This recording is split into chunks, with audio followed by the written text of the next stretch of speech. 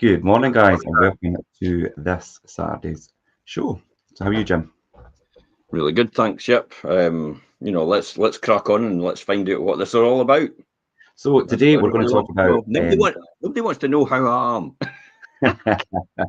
Everybody just wants to know what content have you got that will actually benefit me, and that's it. That's exactly what we're doing every single morning on a Saturday morning. We do this every single time, so people can benefit from the content and our wealth of experience in terms of the letting industry. So this is every other Saturday. Sales is every other Saturday as well. So it coincides with sales and a letting to sales and a letting, sales and a letting. So that's what we're after. So today we're talking about lettings. This is quite a good subject. Replacing a share. It's a tricky one today because it can be a bit of a minefield, especially with the private residential tenancy agreement in Scotland. So, replacing a sharer. So, if you've got people that are sharing, whether that's friends or, and it's how to navigate through a smooth and swift switch between tenants who are sharing, because one will leave and things change. And house shares could be a really good way to maximise your rental income, depending on where you are and what the situation is. And they cover every kind of tenant, and that's students and hiring and professionals who want to share. Do you know there's a real mix in there? So there's an opportunity there to have a maximised income on your rental. But if one leaves and you've got one, how do you switch them out, and how do you navigate through that? So that's what we're going to talk about. I have never worked this out how to do this, and it often perplexes me. Hence the reason why I'm not very keen on sharers. For that very reason, because what happens if one leaves? Is the other one liable for the tenancy? Is the other one not liable for the tenancy? Is the guarantor still liable if they were part of that?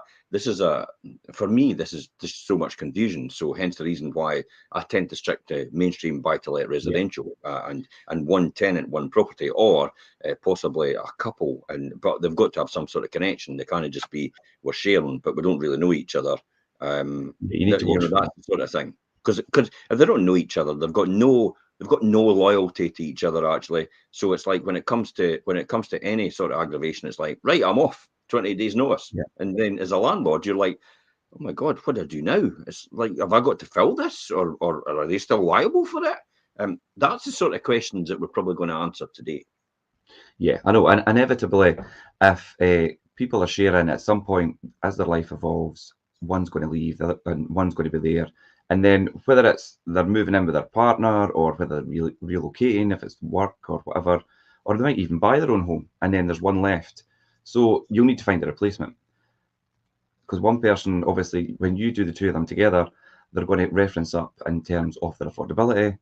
So one's left, and you're going to be left with somebody that's not going to be able to pay the rent. So the changeover, it doesn't have to be a hassle if you do it correctly. But you need to protect yourself as a landlord and keep things correct in terms of the tenancy agreement. And like I say, obviously, their affordability. So there's a lot of do's and don'ts to keep in mind. And that's maybe, obviously, the notice situation, the laws around replacing a sharer and the legal side of their agreement, actually finding the replacement and finding a suitable one, and then obviously changing the agreement when that time comes as well. So the changeover between tenants and the things, one outgoing and one incoming, you need to do it correctly. Definitely, especially since we've had the PRT in Scotland as well, if you're operating like that. I do not have any idea where to start here. So where are we starting? How do we go about this? So whether you're a landlord or you've got a rental home, in any part of the UK, you'll find the need for what we're going to talk about today. And we're going to start around the laws around replacing the sharers. And that's the most important thing, I think, to start on. And landlords have run into a lot of legal complications when it comes to sharers and replacing one person for another person. And a lot of people just do it in such a casual manner. But really, you leave yourself wide open, especially with today's legislation and things with lettings. So with the issues with first year tribunal and things, you need to do things correctly, or you do leave yourself really wide open for issues ahead if things go. It was quite interesting. I was reading the new legislation that's proposed on the consultation document. If anybody landlords out there and you're a Scottish landlord or a Scottish letting agent, you probably need to get this consultation in before the 27th of October, because this is our responses to what basically the hand that we've been dealt as landlords. So this is why it's quite important for people to understand, get your answers into this question, this consultation questionnaire about, what we should find is the way forward. Now, I'll put a link in this post. I'll probably try and I'll just quickly go into the Scottish Association of Landlords website, and I'll pick up that link from there, and I'll stick it in the post for people that don't know about this consultation document. You're going to be tied to certain answers. You're maybe not going to want to answer these certain answers, but you need to answer these certain answers because it's the hand we've been dealt based on a consultation that was happened last year, which you've probably not seen. So it's too late. It's been done. You're just going to have to go with what we've got. Yeah. So yeah, put that link in there, Jim, and people could do that. So we're going to cover initially a lot of simple things to stop you having such a bad experience with swapping people out, if that's what if you've got sharers, if it's friends, if it's students, whatever. And initially, a new sharer must then contribute to the deposit. They obviously initially they'll probably split the deposit, and they will need to then send their security deposit to the agent or the landlord, and not to whoever they're actually sharing the property with. A lot of people do that, and they'll think, oh, well, I'll swap this out and do the deposit. And a lot of confusion happens with the deposit.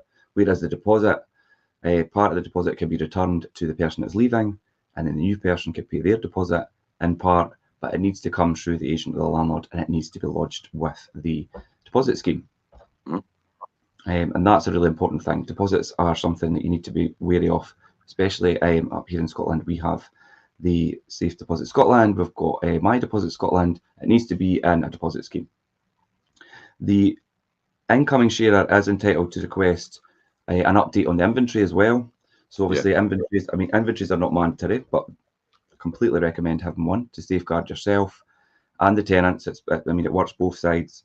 And that is an adaptation of the original, because the original one will no longer reflect the current property's condition. So that's something to bear in mind as well. Never even thought about that, actually. That's quite a good point, because the new person coming in will have a completely different condition. Yeah. So what does this mean then? Does this mean if we've got people one person moves out, possibly a new tenancy has to be created and a new condition report has to be done? Does that mean the existing tenants that are in there will then have to rectify or compensate for any damage up to that point? Well, at that point, you're going to have an update on the inventory, ideally. A lot of people probably won't do that, and that's what I'm pointing out. But then at that point, there are going to be things that are picked up with it. If there's damages and things, then you're going to have to address that with the tenant that's leaving, and whether they're responsible or whether that's the tenant that's still there, and whether that carries on and it's against the original. Depending on how you set it up, though, it should be a point of joint and several liability at that point, shouldn't it? Yeah. But if you've actually individually said something somewhere where the individuals are liable for their own things, maybe it's their room, maybe they're sharers and it's just their bedroom. It's like the other person's unlikely to have gone into their bedroom and damaged something. So it's about where that fine. See how it gets complicated. It does get complicated, yeah, it does. I don't do complications. I like easy. Ideally we know the result. Yeah, and that's where, we don't do HMOs and things for that very reason, because it's really time consuming to do that when you've got multiple occupancies and things. Obviously, this is talking about sharers, and we could do that, and we do it. We have sharers, but the implications of the deposit and things can be tricky. And also when it comes to the tenancy agreement, and really the tenancy agreement needs to be accurate in who's actually living in the property. So if you've got two people sharing, whether they're students or people that are working together but are just friends, if one leaves, you need to make sure the tenancy agreement then reflects accurately who is living in the property. So ultimately, you need to do new paperwork. Tell you what, it's quite interesting as well. Some tenants actually just leave and think they don't need to take themselves off the lease at all or say anything. It's I've turned up in the past. Once in a blue moon, this happens. I've turned up from the past to people who had shared and said to them, "It's like, oh, where's John gone to?" It's like, "Oh, he left about 3 months ago." Really? It's like, did he not think about telling me? Because he's still on this lease, he's still joint and severally liable for it, and he should have ended it properly. So there's a huge minefield there, and that's when if that person's got a guarantor, they then get caught into that and dragged into that liability because it's still there. And even though they're going, they left 3 months ago, why am I still liable for it as the guarantor? Well, they didn't end it properly, so contractually you're still obliged to actually pay the rent for the other person as well. because you're all joint and severally liable. So this is why it's important as a joint tenant to make sure you do this correctly. So I think ideally, while this show is about landlords and possibly for some letting agents that don't know about this, ideally this show's all about for tenants and letting them understand. A lot of people aren't aware, and I think the most common thing for me that I've dealt with is couples in a relationship, and they're jointly on the tenancy agreement, and they split up, and one just leaves, and we're months down the line, and we're like, we split up, he's away or she's away. It's like, well, you need to tell us that. We need to tell us and it's like, well, you're behind in your rent now, especially if you're leaving someone who is the problem, and they're the one left behind, and the problem is that they've maybe not got the affordability to actually pay the rent. Then you're still stuck in joint and severally liable for it. But I'll say as well, it's just like, you could be objective, you could object about that, but the reality is it's the same with a mortgage.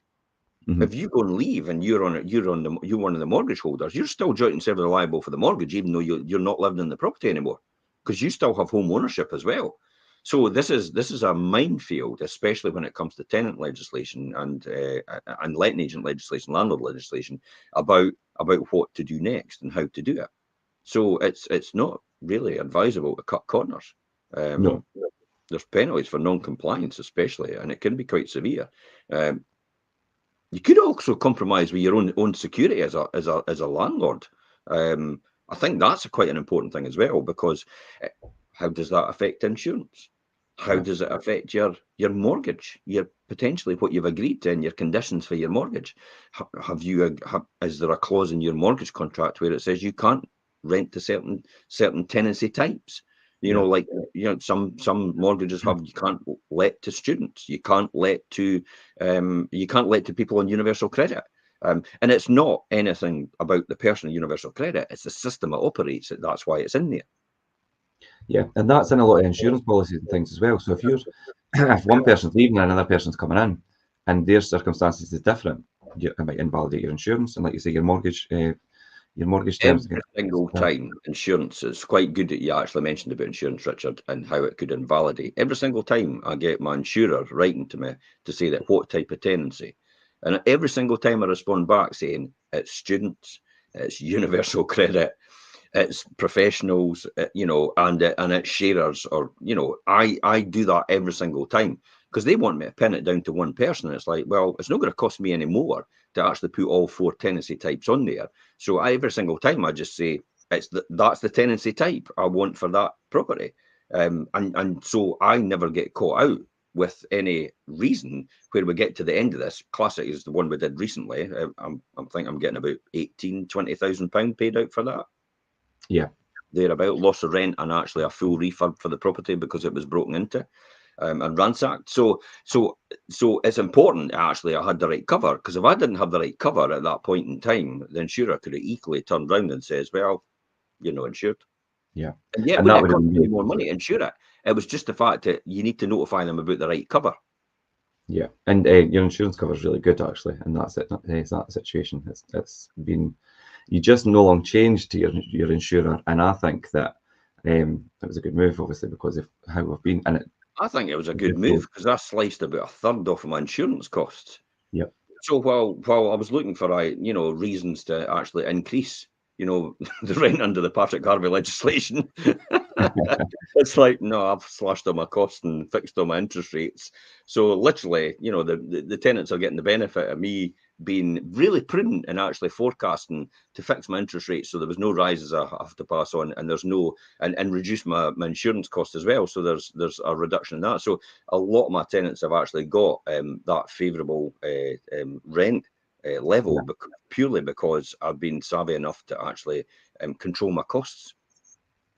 Yeah, definitely. So let's talk a wee bit about the replacement of a sharer if somebody moves out, and who we're bringing in.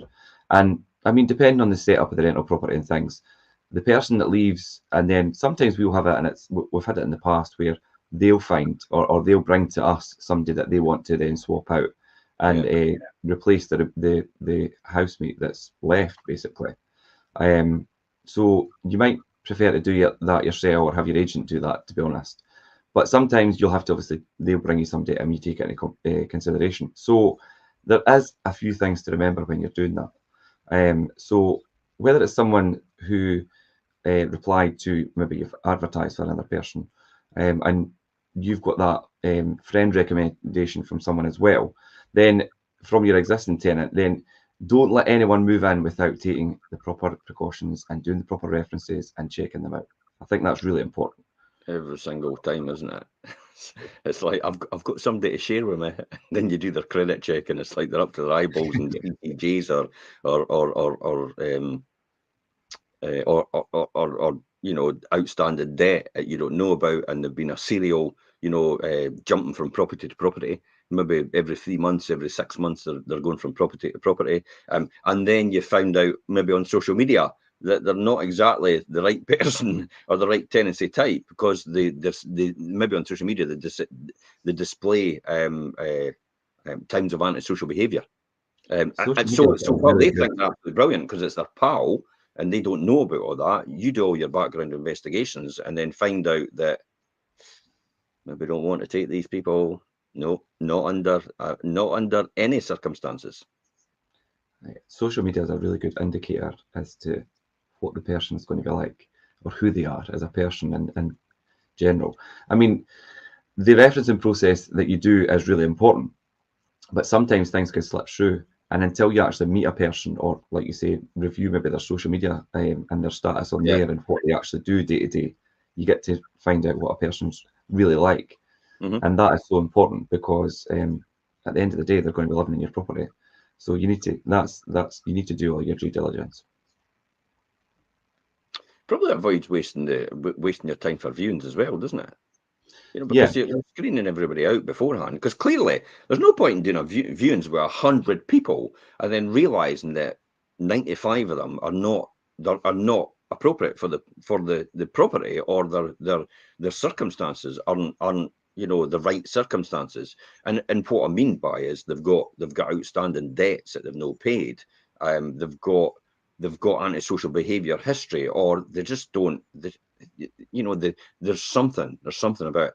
Nothing to do with pets or anything like that. That's not a thing, because obviously everybody's going on about this now, about how we're stopped our right to have pets in our house, and it's like, well, no, really. As long as you're looking after the property and you can show a track record that you do that, then I don't see any reason why that isn't a possibility.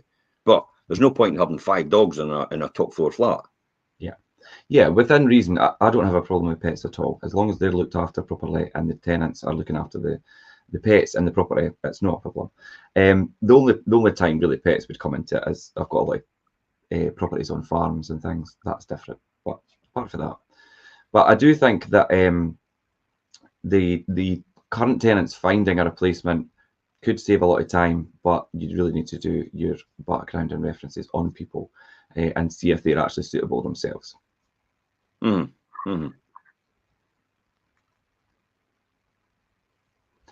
Also, I think when you do the actual viewings with people, now we were talking about that there, Jim, and we call it pre-qualifying, and we brought that in on the back of lockdown and all these measures and things, where we had to really be stringent about the time we were spending and the amount of people that were coming to view as well.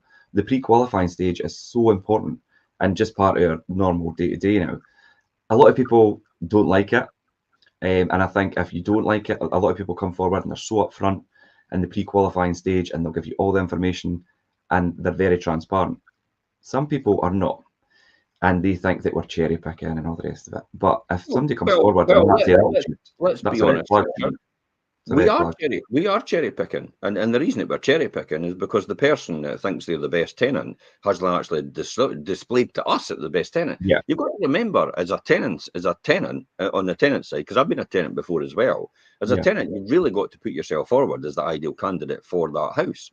And a lot of people say, "Oh, I'm entitled to a house." Yeah, go and see the council about it then, if you think like that way, because the council is supposed to be housing you. No, you know, it's their responsibility. If you can't find a house, or if you can't afford to have a house, the crisis in this country is a social housing crisis. It's not a private rental sector crisis at all, and that's how we're getting the problems put onto us. So the key here is put yourself forward almost like you put yourself forward for an interview, and not everybody's like that.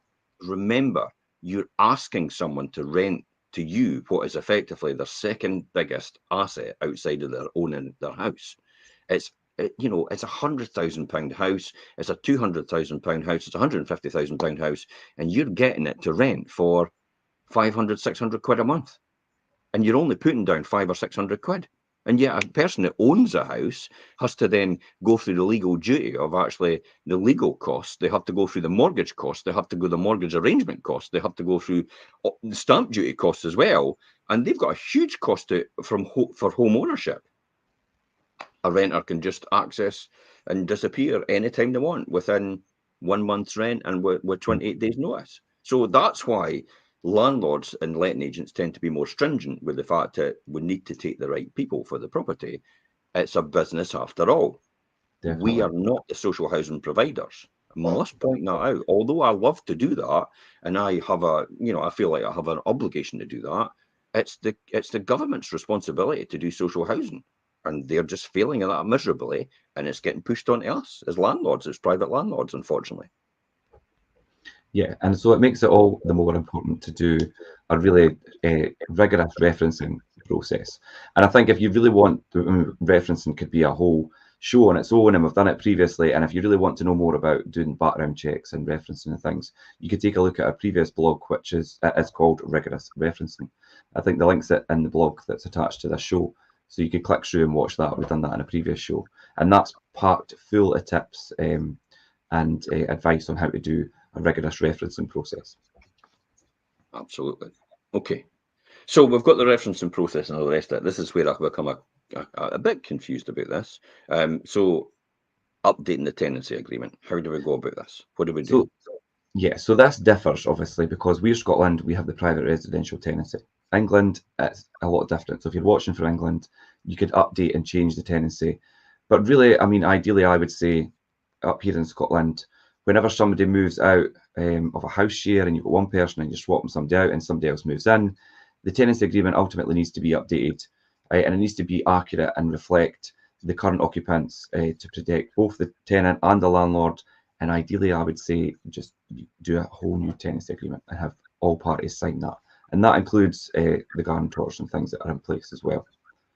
This is where it comes back to a lot about what you said, though. It's about making sure the ending of the previous tenancy is done correctly, legally as well. Yeah. And then the new tenancy started legally as well. And that does involve, as you said before, about possibly doing another inventory check and condition report to make sure that the new tenant coming in with existing tenants has got off on the right footing about the fact that they're responsible from that point onwards for what's happening in the actual property from then onwards. That's probably the key and fundamentals about doing that. Mm-hmm. Yeah, definitely. And I mean, there is a lot involved if you've got sharers and you've got one person leave and it's deposit, it's the update the inventory, you've got new paperwork. Hence the reason why a lot of people probably don't do it. It does happen though, but you do need to make sure you remove the details of one person, do paperwork with the new people, and have all new paperwork in place. And everybody is supplied with a copy of the updated paperwork, and all the tenants and any guarantors and things are all in place and signed the proper parts of the agreement. What do you do in the circumstance where maybe one of the existing guarantors that's going with the existing tenant is still staying there, doesn't want to sign it, the new tenancy? See, and that's where you could come into a problem, because they could leave one person who doesn't have the guarantor. And if you're going to do new paperwork, that allows the guarantor to then leave. The new guarantor leave the existing tenant still in there. So this is where it's quite important then to say that in the context that you shouldn't, we should still have the right then, because it's quite interesting, because the new legislation that's been proposed, it says that when the new tenancy ends, then everybody's tenancy ends at the same time. And that includes the guarantors, but then existing tenants in there it does say that they've then got to give notice and leave within 28 days. So it actually forces the other tenants out within 28 days, whether they like it or not. So the actual legislation that's getting proposed to put in place, I believe, unless somebody tells me something different, is actually detrimental towards tenants. Yeah, well, a lot of the legislation has. Well done, Patrick Harvey. Detrimental towards tenants straight away. And the fact that tenants that are sharers could end up being homeless through no fault of their own because of Patrick Harvey's legislation. Yeah. That's the Greens for you. Yep, and it seems to be a recurring theme that legislation does always fall back on the most vulnerable, and that's the tenant, unfortunately. But that's the way that's been set out. So, but the Greens were meant to look after the most vulnerable people. I know. He says tongue in cheek, because they certainly don't. Let's be honest, if you're getting £100,000 a year as a junior minister, which Patrick Harvey's getting, then would you really care? That's just a thought. I'm not asking you to answer that. I'm just throwing that out there, because you can see what they get paid, and it's like for a guy where he's come from, to getting paid that much money, that's going to go straight to his head, and his ego is going to rocket. That's a rhetorical question. If you read The Winner Effect, which is a really good book about that, about all these people that have collapsed companies and how their ego took control of themselves and actually went way beyond, and they never saw sense after that because their ego drove them, and they destroyed companies. It's almost like what they're doing with the government just now. Yeah, like you say, I mean, it's a rhetorical question, but I think we all need know the answer anyway. So. Your 4-year-old kid in charge of the fire. Isn't it? Yeah, anyway, so a lot of let's move on. That's fine. A lot of what we've spoke about in terms of the tenancy agreement and the guarantors and the deposit and things, it all might sound obvious to a lot of people, but it's really extraordinary how many landlords can get themselves into trouble, leave themselves wide open by taking a casual approach to things. And we are actually quite strict with what we do, but some people just don't understand that there's a lot of regulations there, and it does leave them really wide open, and you could get yourself in trouble, especially with the new legislation. Serious trouble. I mean, a good lawyer or a good tenant body, you know what they're like. They just want to, it's like lynch them. It's like that's all they want to do. They just want to find a landlord that they could make accountable and hold that person up as the exact stereotype of what every landlord's like. So when they see an opportunity like this, I had it in COVID. I had an MSP or an MP actually write to me because one of my previous tenants copied me in after being away from the house for 2 years. then came back and then tried to come back saying it's like, oh, I've always had that tenancy. I'm like, you've been away from here for 2 years. You've never paid your rent. How the hell could you say you're still a tenant here if you've abandoned it and everything's gone? If that's the one I'm thinking about.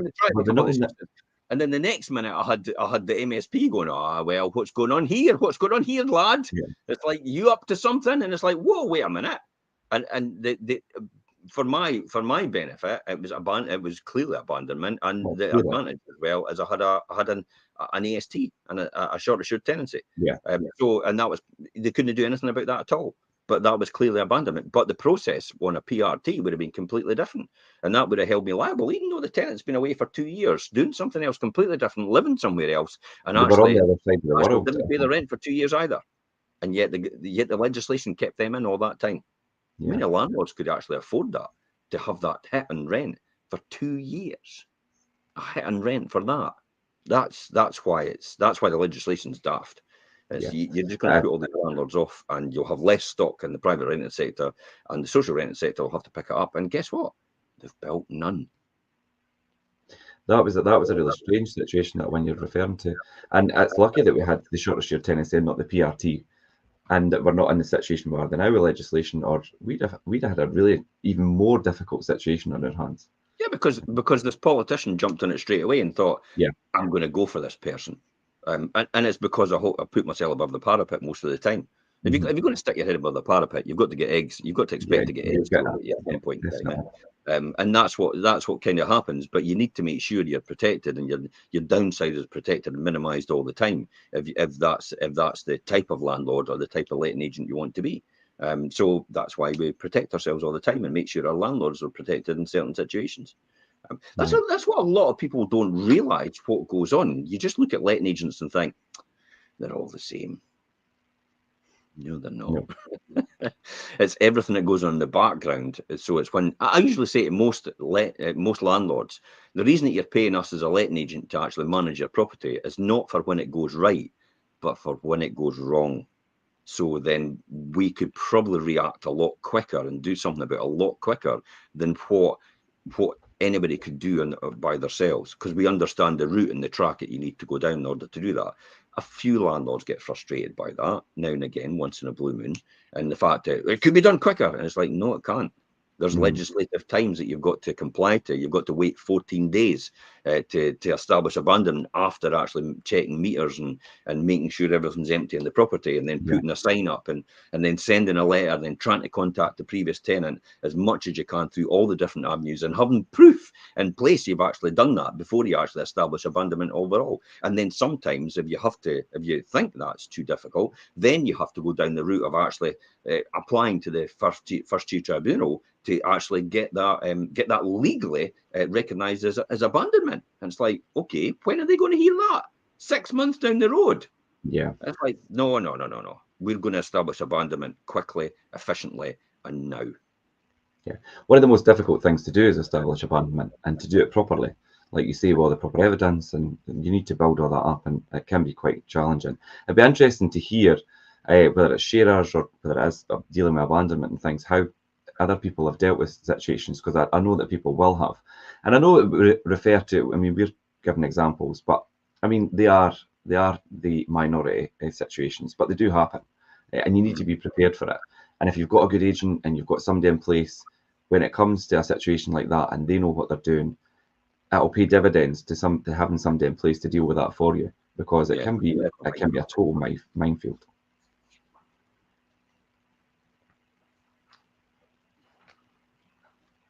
So let's have a chat about doing an actual changeover and the legalities around that.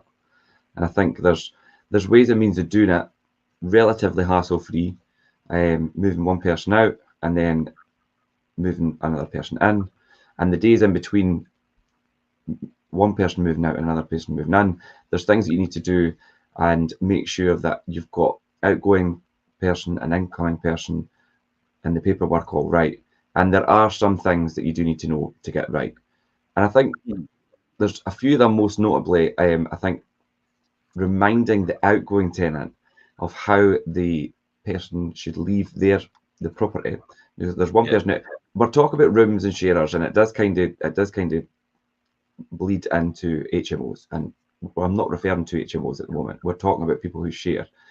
And 9 times out of 10, if it's friends and things, they will have their individual rooms and that as well.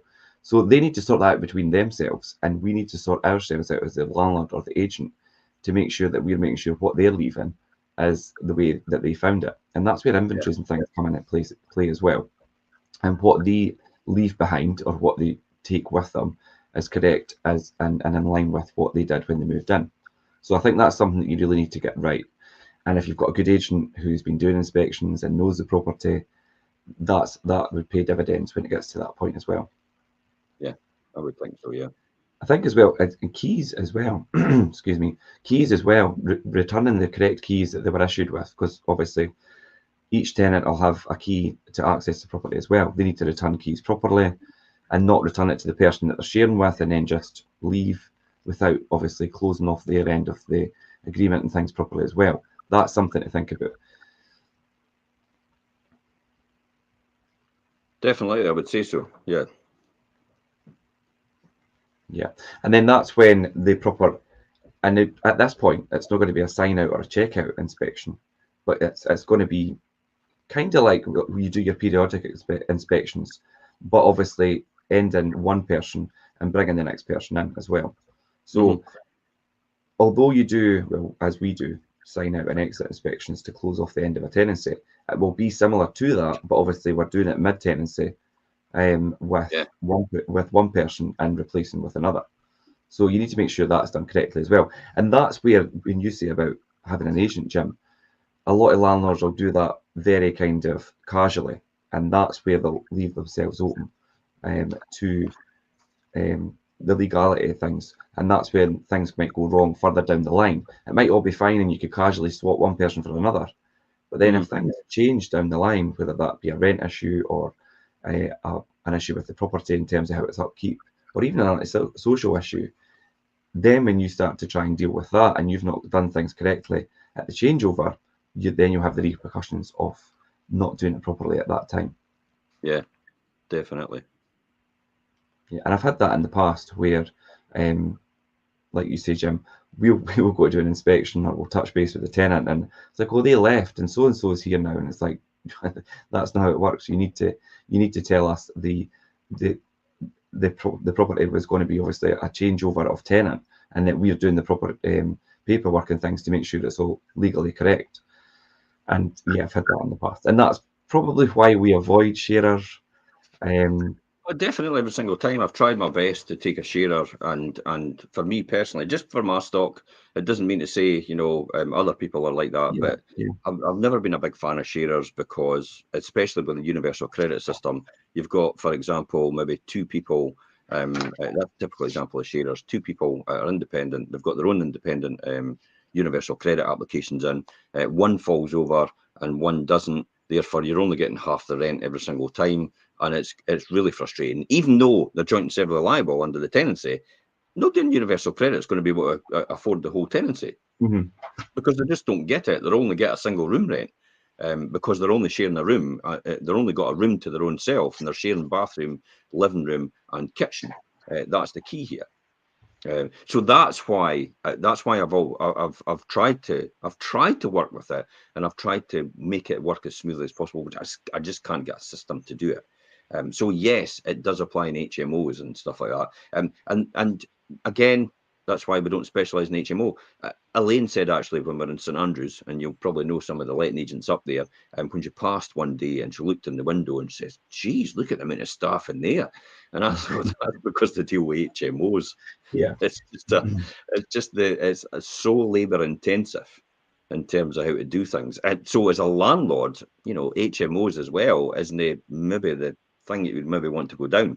The benefits obviously with an HMO is you get everybody in one place, and therefore it's easily manageable because it's all in one place. But my thought process on this is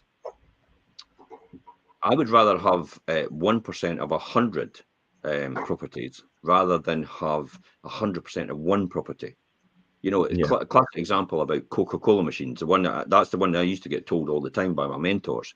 If you had a Coca-Cola machine, it produced 100% of your profits every single time, and you put it in Glasgow, for example, or Edinburgh, or anywhere else. At some point in time, that will break down. It might get vandalised as well. So your profit completely is wiped out. Whereas if you had 100 Coca-Cola machines and you put them in different venues, and every one of them earned 1%. Then if 3 go down, you're still in 97% of your profits, and only 3 have gone down. And that's where sometimes HMO is quite desirable for that reason, plus the fact of the concentration in the house you would have. But there's a lot more stringent requirements in terms of fires, fire escape and fire procedures and fire doors and stuff like that, and a lot more prohibitive costs in terms of the additional bureaucratic costs involved to do it. Hence the reason why I'm not a big fan of the HMO model and sharers. Somebody can convince me maybe one day, and I'll probably go, "You idiot, Jim! Why did you not see that? Why did you just completely write that off, that idea of not having HMOs?" But it's okay for a city or a major destination university town, but it's not necessarily okay for your mainstream village. I mean, in a village life. I've got an HMO. Everybody's only going to have to, just a one bedroom to themselves and with their own self-contained area in that bedroom. And it just doesn't fit with that model. No, there's a lot more. The safety aspect and the legislation with HMOs is a lot more stringent, And like there's a lot of turnover and things as well. And a lot of people who deal with HMOs, other agents and things that I've spoke to, since the PRT come into play, that it's been difficult for them to navigate with that model tenancy agreement as opposed to the short assured. Yeah. Now, let's just jump back, because I think we missed the notice period in the beginning. Yeah, so let's talk about the notice period then. Yeah, so when one housemate wants to leave and the others want to stay, and we've touched on it throughout this show, but let's give it more clarity. How they give notice depends on the type of tenancy and whether your landlord is in Fife, is in Grampian, is in Lower England, is in London, is in Wales, is in Ireland, whether they're there or elsewhere in the UK, as I've said. I mean, for tenancies inside an original fixed term. Now, this is outside of Scotland, because you don't get fixed term tenancies in Scotland anymore. They're open. No. If it's an individual you're dealing with, if I'm right, Richard, it'll be a PRT. It's prescribed by the government, private residential tenancy agreement, and then you can add your conditions in if you want. But the reality is, even though you add your contractual conditions in, the housing legislation overrides everything. So you can't. You could say in there that if you don't pay your rent within a certain amount of time, we could instigate proceedings against you within the next 14 days under accelerated proceedings, which is what used to be before in the structured tenancies. That doesn't mean anything, because housing legislation overtakes it. So you can use it as a mechanism to actually possibly get the tenant to toe the line. But when it comes to it in reality, the legalities of it, it's nowhere the paper is written on. So there's no clout in it. Yeah, there's no point in having it in there if that's the case. So you've got original fixed terms, which are outside of Scotland.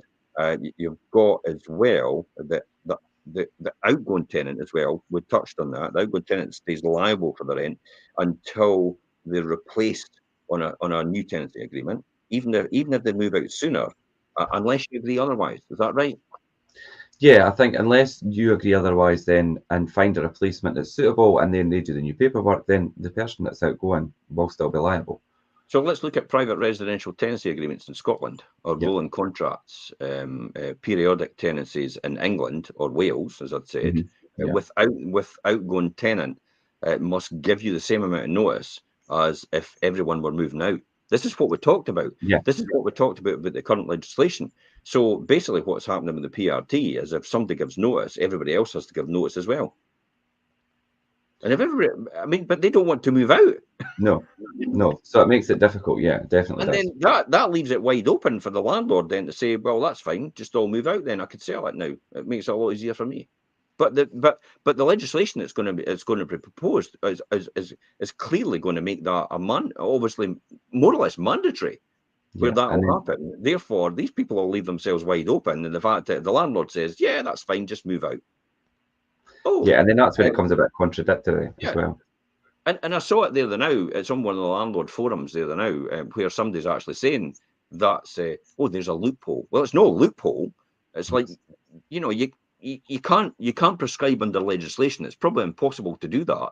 And the fact that if one person moves out or if two people move out, and then you're going to get to a whole minefield where that could be completely exploited by a really good solicitor. It knows what they're doing, or by a really good legal mind, it knows what they're doing. It understands that process and understands how to exploit that loophole on behalf of possibly the landlords or behalf of the tenants. Either way, this is why legislation isn't really the best thing, and this is why the UK government, the Conservative government before, successive Conservative governments before, have always had this laissez-faire attitude, which is, in other words, the market will find a way and it will sort itself out overall. Through supply and demand, and it's the laissez-faire, the Adam Smith sort of system, where it's like we shouldn't legislate too much for these circumstances because it leaves it prescribed, and it doesn't take into account situations which are outside of that, and then it leaves everybody in a difficult situation because the legislation is prescribed so in so much detail. That's where that becomes an essential problem. Overall, and I definitely think that's what they're going to be doing with the new proposed legislation from the Scottish government about rent controls and evictions. Yeah, I think you're right, and that is where it's heading, and that is when things become increasingly difficult, and especially for self-managed landlords and things who I mean, that's going to leave them totally dumbfounded on what to do and where to go next. Ask me while I'm smiling. Why are you smiling, Jeff? Because I see so much opportunity as a landlord, and the fact that the legislation that's coming through, and I'm just not going to say anything. I'm just going to let them do it. I've warned them over the last 5 years. As soon as COVID came in, I warned them again about what's going to happen if they keep doing this and how it's going to happen. And I've got to the point where I thought, it's no matter fight. It's like, you know, if they want to, if the Scottish government want to do that to themselves and want to do that to tenants, they don't realise the implications about what they're doing and the ramifications of it. Let them, and it'll be on their head. And the next election, they'll be out. They'll be out. Folk will see it. It'll be enough time for them to see what's happening. I would love to fix it so nobody's got this problem. But do you know the whole thing? You've got to go through the difficult times to get out the end. You know, that sort of thing. Yeah, you're right. You need to. I think unfortunately you have to go through that process until we get to the right answer at the end. Let's coin a phrase. There can be no victory without a struggle. Yeah. Yeah, and a diamond starts off as carbon. It's put under hardened pressure and immense pressure over a period of time, and it comes out a diamond as a result. So I think this is what's happening for most vital investors, landlords, in terms of and letting agents in terms of the market. I think this is opportunities. I don't care what anybody says at this point in time, whether you're pro or you're against or for. But there's definitely opportunities in everything. So no matter what they did to change it, if they changed it to what I'd suggested, then there'd still be opportunities in that as well. Yeah. There's never going to be a point where it's not going to be an opportunity for the landlord, you know, as a result. So if you're that type of person where you think there shouldn't be, I mean, there's people out there daft enough to think that the landlord should just make no profit at all. I saw that the other day in a headline. It's like, what? You do realise that the fundamental premise of business is to make a profit, to reinvest back in your business. That's the whole point of making a profit. If you don't make a profit, you've got no money to put back into your business. Yeah. And how is a landlord going to provide adequate housing that's up to the current legislation and things without making a profit? So this is what everybody thinks. The housing associations don't make a profit. You're absolutely right. They make what's called a surplus. And that's effectively the profit. Yeah. Because I remember at the housing, when I was sitting on the housing partnership, and I was sitting across from the housing associations, because we were all strategic housing policy, and I was representing private landlords, they were talking about their surplus. And I went, yeah, but you make a profit. And they went, no, it's a surplus. What's the difference? It's your income minus your expenditure, and you've got a surplus. I've got a profit. It's the same thing. Same meat, different gravy. That's all it is. So what are you talking about, you idiots? And that's the sort of mentality they've got. They actually genuinely think that they're not making a profit. It's like, you have to make a profit to reinvest back in your stock to look after the tenant. That's the whole point. And then the good thing is, the benefit of that is you then get paid and rewarded for your efforts for doing that. It's not passive income, by the way. That's where it's all these educators that go around saying, oh, it's passive income. You don't need to do anything for the rest of your life. You can, all the rest of it. It's like, it's not passive income. You still have to take some sort of part and make decisions about what should be done. It just so happens you're getting a letting agent to do most of that donkey work, and you're getting a contractor to do most of these repairs and improvements as well. That's why it's passive, because you're choosing to spend the money you would have had on getting other people to do that. The great thing about it is it creates jobs. It keeps people in jobs. It boosts the economy. More tax goes into the coffers of the UK government and the Scottish government as a result. So we are naturally job creators as well. Yeah, I think that's an important thing as well, because I mean, when we look at what we do on a day-to-day basis as a letting agent, and everybody that's involved in that, and not just our staff, but the people that we employ to then help us do what we do, I think people forget about the bigger picture. They don't. Because most of these people go on about this, about how unfair it is. Mostly just open their mouth and let their belly rumble. And it's the first thing that comes out of their mouth about what their idea of the day is. Let's be honest. We all have it. You know, so you know, I could knock myself as well, because sometimes I do that as well. Yeah, it's like it should be like this, and then somebody comes along and says, well, it should be like that, and it should be like this, and I'm going, oh. So what history has told me over a period of time, and what has taught me, is the fact that, you know, I could say this about that, but it applies to me equally as well. And that's a good point. So you have to remain objective, and you have to remain open-minded in certain situations about the constant possibilities. Whereas a lot of people go in with a closed-mind attitude, and they just see one way, and they don't see the bigger picture. This is why I liken, for example, the Greens as almost like a union. And the union mentality is, we'll fight for our corner, and we'll say everything possible that we want, regardless of the consequences of how that's going to manifest itself in the market. As long as we get what we want, we're no bothered about anybody else. All right, you're no bothered if the landlord loses their house, and therefore the tenant suffers as a result. Oh, well, we never thought of that, but we just want what we want. See how that is? It's like, we're not bothered that the house isn't profitable anymore for the landlord. We're just going to take away the right for the landlord to actually evict the tenant and actually get the property back, because they'll need to sell it because they can't afford to keep it running. That's the mentality we've got just now. That's the government and the mentality we're faced with now. A government actually can't see past their nose. Yeah, we've got a lot of comments coming in, and Maisie said there about the Greens, with obviously their ideas have no growth in the economy, and then ultimately everything deteriorates. And you're totally right. You need growth. You need growth in everything. If you're not growing, you're contracting. There's no point in time where you'll stand still. If you think you're going to stand still and sit on your laurels, you're probably going to go back by the end of the year after, and all the rest of it. I'll guarantee you that. So you have to grow, you have to adapt, you have to change in some sort of way. It might just be minor changes over a period of time. This applies to everybody else's business, everybody's life as well, and how they operate. What you were 5 years ago is not what you are today. And that's the same as every business. And it'll never be. And no one will ever be like that. I'll give you a classic example. Is you are a different person now completely as you were 3 years ago. Because every cell in your body rejuvenates over a 3-year period. Yeah. So therefore, the person you are today is not the person you were 3 years or more before. You're a completely different person. Your thought process might be the same. Yeah. But then that changes as well. Billy Connolly, classic example. He used to talk about his political affiliations with a certain party when he was younger, but now he believes later on, over time, that he actually changed as well. You know, Billy Connolly did the same thing. He says, I now believe in a different mentality in a different party because I was naive and I didn't see a bigger picture at the time, when I was just indoctrinated into this sort of social economic situation by the people round about me. So we didn't see that. So there's no shame in actually changing your way and changing your thinking and actually changing your political affiliations over a period of time based on what you believe at that point in time. And everybody's point of view is right based on their perception of the world. Individual. Yeah.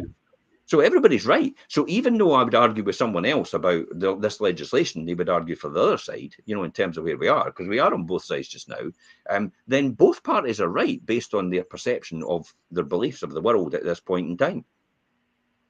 Yeah. And it's your ability to understand the other person's position is where you create a win-win situation for everybody. And this is why I've always beaten this drum for tenants. And I'll say it again, this is why I've always beaten this drum for tenants. And the fact that we should be building a hell of a lot more social housing. There's not enough built. Since 2006, only 7,000 houses, or just over 7,000 social housing houses are built for the whole of Scotland. Every single year since 2006, 7,000 for the whole of Scotland. 70% of the stock was sold off in the 1980s. And that's hundreds of thousands, and yet we're trying to replace them at 7,000 a year. You'll never keep up. You'll never even keep up with immigration, which is net immigration is 20,000 a year into Scotland. Net immigration. And you've got to provide houses for all these people as well. We've not got to provide them, by the way. These are people that are working, contributing to the economy and bringing their skills. The doctors, the dentists, the lawyers, all these people from different professional backgrounds from overseas are actually coming here to work. So the net immigration, don't get the wrong idea here, is actually people contributing to our economy. But they need places. They need places to rent. They need places to move in to buy. And that's why we need to have a really robust and coherent housing strategy in Scotland for the way forward, for social housing, for private ownership, for private rented sector as well, and for student lets as well. All these different tenures should be accounted for. But there seems to be all this pressure right now on private landlords saying that we're to blame for the situation that's been created right now. But we are not to blame at all. This lays right down at the doorstep of the existing government. They've had, and they've been in power for a lot of years, since 2009, 2006, round about there. They've had all that time to sort this out and get a coherent strategy in place, and they've still failed to do it. But I do believe the problem is, it's called proportional representation. Yeah, definitely. And I'm just reading through the comments there while you were talking, and Maisie said that as well. How come the Scottish government, the Scottish Housing Minister said last week that we've built thousands of social houses? Well, technically we could say that, but you could say that 1,000, but then it's what thousands you think it is. Yeah. Oh, we built thousands of houses, and everybody goes, "Oh, that's hundreds then, hundreds of thousands," and it's like, no, it's only 7,000 a year. 7,000 in the whole of Scotland. If you look at the records. So he's right, or she's right, in saying that they've built thousands, but they've not. They've not built anything. That's mainly housing associations. So it's not to do with the Scottish government replacing any social housing for the councils. So and then thousands could be 2,000, because that's plural, thousands, 2,000. See how that's all done? It's all smoke and mirrors. It's all deception. It's all giving you enough information just for you to decide what you think it is. Somebody stood up and said to me the other week at one of the functions that we were at, I think it was the Scottish Property Podcast in Dundee, how many houses have you got? And I said, and I strategically answered that, you wouldn't believe me if I told you. Now, out of that, people were going, oh, he's not got any then. And the other people were going, he's got thousands. Yeah, so it's how you perceive it, It's like, but that's what intrigues me, the human behavior and human psychology about how people think based on their own world and their own perceptions about where the world. And it's that people used to run about Leamouth here going, Jim Parker's the biggest landlord in the whole of the world. Like, no, I don't think so. But it's their perception of the world and how they see it. Yeah, and it's all about, and it's come back to people not thinking about the bigger picture, and like you say.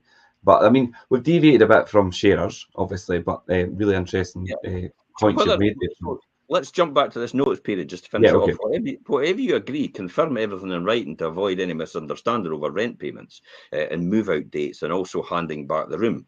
Finally, double check whether the remaining tenants wish to stay on. That's key here. One housemate leaving can be a catalyst for more, and you may be able to achieve more rent with a brand new tenancy. Let's be honest. Oh, the Scottish government says there's a loophole there. It's like, really? It's called market forces. If you've been renting, let's cover this now, because they're trying to do this and close this sort of what they call a loophole. It's not a loophole at all. It's a correction in the rent, a realignment of where it should be. If you've been renting and you from your good nature, by the way, and you've been renting at below market rent for all these years, the Scottish government's proposal for the below market rent is we're not going to let you put the rent up for the new rent to get it back to market rents. For the next tenancy, we're actually going to, when the changeover comes with the tenants, the next tenant's going to get the benefit of that. So if I've got a 3-bedroom property, I've been renting to a 1-bedroom person because they really needed a tenancy, and I rented them at the 1-bedroom rate out of my good nature. Therefore, that 1-bedroom rate is going to pass on to the next person that goes to rent a 3-bedroom property from me. What? That's not right. No. That's crazy. Yeah. See how that is lunatic thinking. That is somebody that has no coherent handle. And I will say Paul McLennan and Patrick Harvey, the Housing Minister and the Minister for Tenants, have no coherent understanding of how the private rented sector works. Yes, we do allow tenants with a 1-bedroom rate or a 2-bedroom rate to live in a 3-bedroom property because it suits our circumstances at the time, but it also helps the tenants get back on their feet in certain situations, which I do.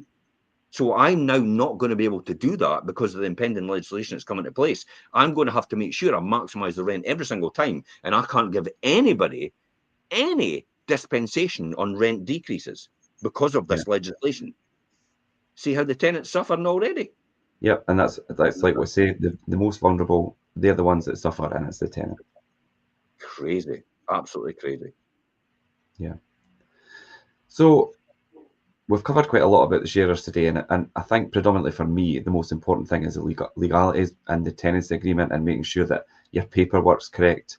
I mean, we've covered obviously replacing the sharer, changing the paperwork, dealing with that deposit, doing the change out of one person and another person if that's what you need to do, and doing it correctly. And if you're not doing it correctly or you don't know how to do it correctly, have the right person in place that's doing that for you. Yeah.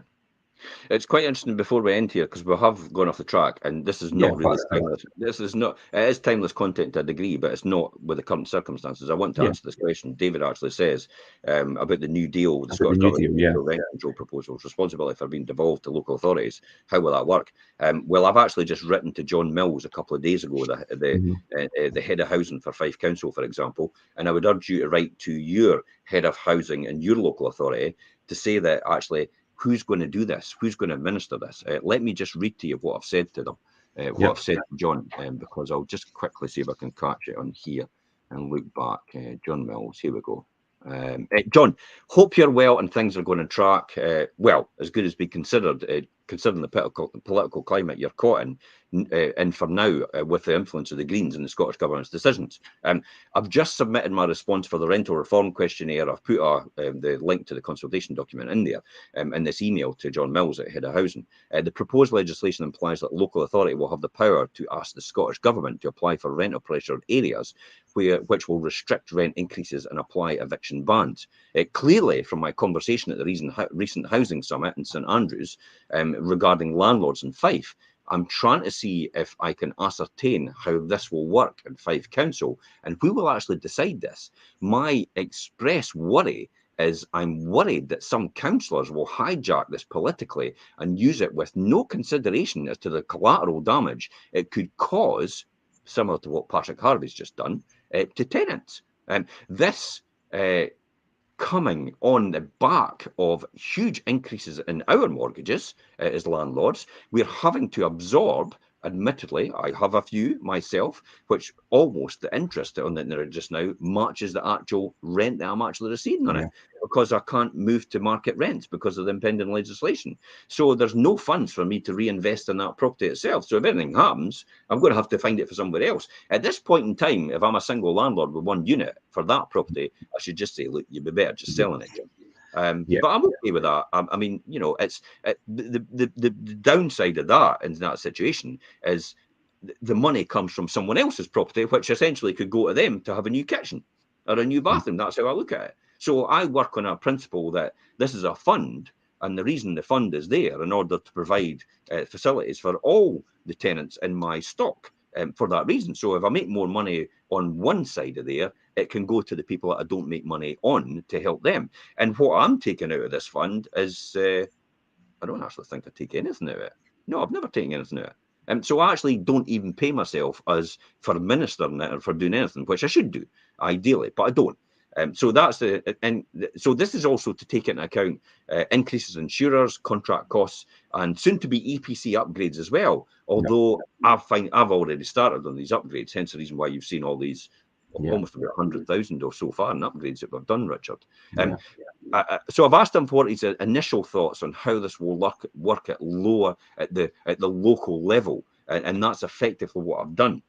I would rather have the local council applying rent pressured status areas, and you know, and depends how big these are going to be, than have a universal rent pressured status area for the whole of Scotland, because clearly at this point in time, probably Scotland, Edinburgh, and Glasgow, these aspirational areas, these high value areas, are going to be the targets of the rental controls. If it's a universal throughout Scotland, it's going to hit us because we're in villages. But what they don't realise is the villages, actually, we don't actually charge a huge amount in comparison to everybody else. It's the cities where it's all going up astronomically. Because if 10% in a city goes up, that represents, for example, if it's £1,000, it's going up £100 a month. So it's £1,200 a year to the tenant extra they've got to pay. If it's 10% where I am, it's £50 a month. So it's half. Yeah, it's completely different for the size. If it's a national basis on Scotland where this rent control applies, that's going to really cause problems. That's going to really cause an immense problem. So it has to be administered at a local level, but we need to find some more clarity about who's going to administer this at a local level, who's going to apply it. Now, I'll give you a back insight into this. I used to sit in the housing partnership for Fife Council, representing private landlords for 10 years. We applied rent pressure status area to stop people buying their council houses. That was the legislation in place. So if it works on the same principle as that, to suspend certain areas for a certain period of time on stopping buying council houses because everybody's buying the council houses, therefore there's no social housing available left. That's why they applied it, and it went to the actual the group. We were on the housing partnership, so it went to us to ratify that on the recommendation of the people that were actually looking into it to see if it should be done. And there's only 2 rent pressure status areas that we actually did. One was St Andrews, obvious, for obvious reasons. And I think the other one at some point in time was Glenrothes, because Glenrothes apparently was the highest outside of St Andrews for rental accommodation, which was in need. Yeah. You wouldn't think that, eh? You would think it was. Think that. That's interesting. But it will apply differently now. So I think it'll be individually. It might be East Nuke, it might be St Andrews, it might actually happen to, whereas the rest of Fife might actually be left completely to go to market rents. And I think that's probably the best of the bad situation, I would say. Yeah. But even worse, it then just teaches all the landlords that were underpricing, to keep that, because it's an average rent for an average rent. Average rent in Scotland, for example, according to Zoopla, who has more data than the Scottish government, the Scottish government never listened to them. They just listened to Tenants, who's got a minute amount of data. The average rent in Scotland is 772 overall, which is very affordable, 24% of the average salary, apparently. So, but there'll be people actually down at £300 and £400, like myself, which makes that average down there. So if that's the case, and they're telling me I should be increasing rents by 3% every single year, or 6% of my costs go up, then I'll increase the rents then, and that average will start to creep up, only because of the Scottish government. Because I never used to do it before. No, I know. But now they've taught me to do it, and they've taught everybody else to fall in line. And they've taught all the tenants that this is going to happen because they've actually they're putting it in legislation for that reason. So they're teaching the tenants. So when you send the 3% in, the tenants go, yeah, okay, I expected that because that's what the government was saying. Yeah, and we get a lot of that. It's better than what you were going to charge before. But I was going to charge nothing before. Yeah. But like you say, that Patrick Harvey's cost more tenants, more rent. What an idiot that guy is. He has no idea what he's talking about. Get on your wee Shetland pony, Patrick Harvey, and clip yourself away back to your normal constituency, because you're literally in power with 6,000 votes. A housing minister with 6,000 votes. That's amazing. Yeah, and some of it is quite lunacy sometimes. But it'll be interesting to see where things go. And that was interesting to hear what your response is, and it'll be interesting to hear maybe what you get back from that. But it's good to hear everybody else's view as well. A lot of comments come through today, and if there's any questions, of course, obviously come to us. My contact details are in the blog attached to this post, so come to me if there's anything that we spoke about today that you want to touch base on. And I think obviously we did deviate a bit from sharers, although I think what we covered today was very relevant, especially with the ever-changing dynamics of the private equity sector at the moment. So I hope that helped everybody this morning. Any questions, you could jump in the comments or come to me direct. And if there's anything you want to add, Jim? No, that's it. I think I've had enough of a rant today. No, that was good. Yeah, it was good. So thanks for that. Thanks for everybody that's been watching and listening and commenting this morning. And we'll catch you all. We're on Monday, Jim. Wealth Creation Show. Yeah, definitely Wealth Creation Show on Monday. And we are going to be talking about, what are we talking about? We're talking ourselves to health, wealth, and happiness. So join in on Monday. I've got a firm belief, just to re-emphasize to people here. I have got a firm belief, and I know this for a fact. you can convince yourself to be a lot more healthier just throughout your mindset. Yeah. That's it. Every single time. They've got conclusive proof where a woman's had a thyroid taken out, and she's because she's thought about it so much and put it in, the thyroid is actually grown back in. That's crazy. But, think that.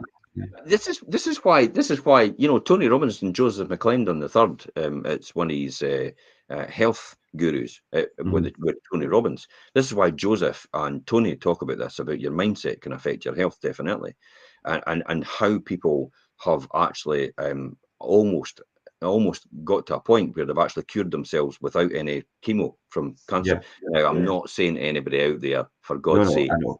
this is not new age technology or anything like that. This is the positive mindset can have a huge benefit overall in terms of your health. And you can actually live longer. It's been proven that people could live 10 years longer just out of having a positive mindset. And this is why it's so important. And things like, for example, we'll talk about it more in the show, because we could, you'll get me on a totally different. I know. I was just going to say you're going to spoil Monday's show, but yeah, join us Monday 12:30, and we will talk about that on the Wealth Creation Show. But until then, thanks for joining, Jim, and thanks to everybody for commenting and taking part. And we will see you later. Bye bye for now. Bye.